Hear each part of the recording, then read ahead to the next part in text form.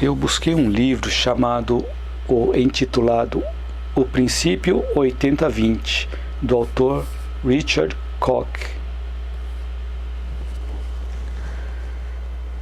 Aqui ele fala assim: os segredos para conseguir mais com menos nos negócios e na vida. É um livro de leitura interessante também, leitura edificante.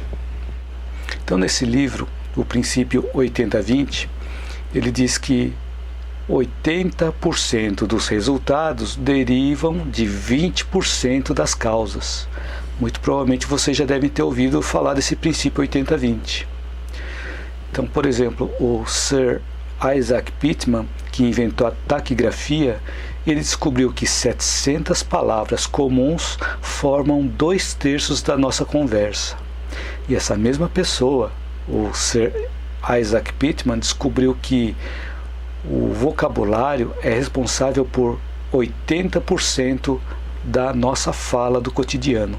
Então, em resumo, o princípio 80-20, ele afirma que a minoria das causas, fatores ou esforços, em geral, levam à maioria dos resultados e consequências. Vou dar alguns exemplos que estão descritos ali no livro.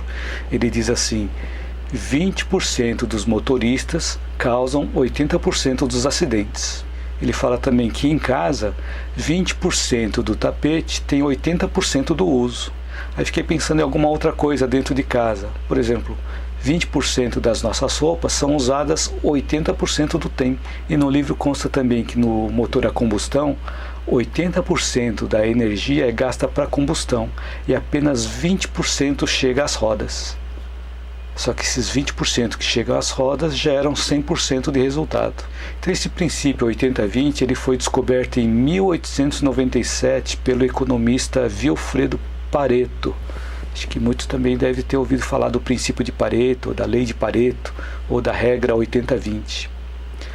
E naquela época, em 1897, ele conseguiu descobrir, através de pesquisas, que 20% da população desfrutava de 80% da riqueza. E além disso, tem uma outra pesquisa feita pelo filologista George Keith, em 1949. Ele descobriu o princípio do menor esforço. O que significa isso? Ele trouxe uma explicação científica para a bagunça nas mesas de trabalho. Então agora eu tenho uma explicação científica para as bagunças que eu tenho aqui na minha mesa de trabalho. Ele diz assim que a frequência de uso traz para perto de nós os objetos que nós mais usamos. Então por isso que a minha mesa frequentemente está bagunçada e de tempos em tempos tem que ficar organizando para poder encontrar as coisas mais facilmente. Ele diz nesse livro também que o princípio 80-20 é contra-intuitivo. Porque normalmente nós achamos que 50% das causas levam a 50% dos resultados. Achamos que cada dia da semana ou cada dia do ano em que nós vivemos tem o mesmo significado. Ou que todos os nossos amigos têm valor semelhante. Ou que todos os nossos problemas têm um grande número de causas.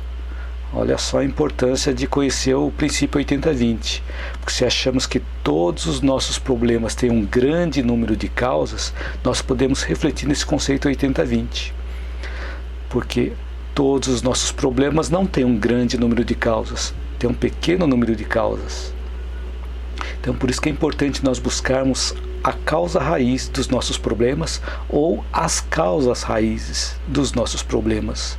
Porque aí nós vamos descobrir que não são várias causas que geram esses vários problemas. São pequenas causas que geram vários problemas. Então qual a importância do princípio 80-20 em nossas vidas? Nós podemos utilizar esse princípio para viver com mais simplicidade e sofrer menos. Ou seja, sofrer menos também é sinônimo de mais felicidade.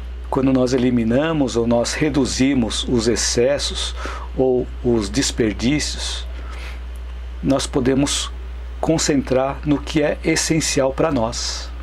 Isso me lembra também uma viagem que Mahatma Gandhi fez para Londres. Ele, lá no aeroporto, ele começou a observar esses objetos expostos aqueles objetos ricos e também agradáveis aos olhos. E ele ficava olhando aqueles objetos, ficava examinando e ficava sorrindo de prazer.